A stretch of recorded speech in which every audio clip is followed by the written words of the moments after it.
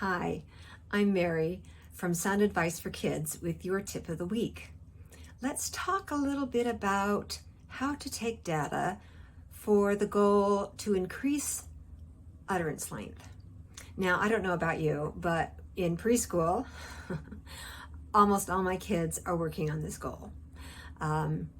So what is the most efficient way to do it when you're in push-in speech therapy? Well, the worst way, I think, is to try to do an MLU every single time you see your students with this goal. It's so cumbersome to try to take a language sample, and then it's so time consuming when you have to go back and figure out the MLU after each session for all these kids.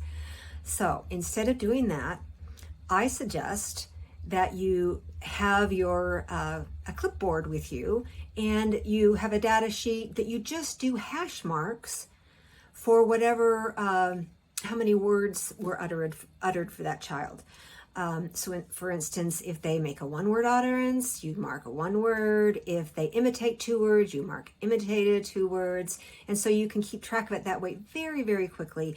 And you could be sitting in a little circle with like 4 of your students, and you could be doing the hash marks for all of them. This is something that I do during snack time, is that their kids are all around and they're asking for things, and we're kind of chatting about what they're eating and other things.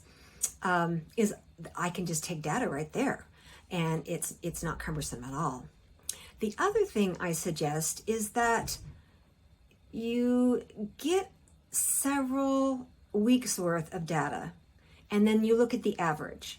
So instead of trying to figure it out every single day, when, honestly, sometimes I only get 2 or 3 utterances from each child when I'm doing push-in therapy. I just don't have enough time to get something from each child, especially when they're new and they're just starting to learn language and so forth.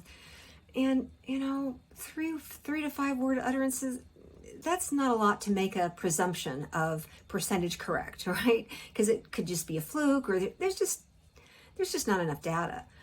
But if you take it over several take it over several weeks. So what I do is for a whole month, and if you're in the classroom once a week or twice a week, whatever it is, usually I would be in there once a week. So I'd have 4 weeks of data to average, and then I could kind of see what was going on, especially if I, was able to look back several months and see what they were doing, and be able to compare what the progress is.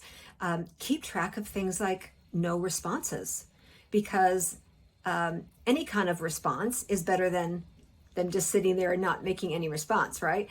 Also keep track of the gestures that they're using to communicate their thoughts and their needs and their wants.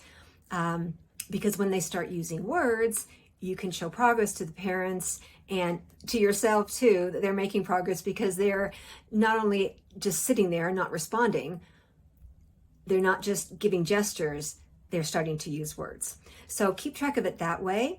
I find it really, really useful and very efficient. And then at the end of the month, you average it out, and then I put it on an Excel spreadsheet. So it quickly, I just have to count up the number of utterances or non-responses or whatever it happens to be, and put it in, and magic, it comes up and tells me what the overall result was for that month, and then I can look back on it. It's really helpful to get a baseline, like the first month that they're in the class, unless you happen to have a really good evaluation that maybe they did take a really good language sample, and so you can figure out where to start. That's really helpful also for the initial IEP, to know where to start, and then what the next step would be. Thanks. Have a good week.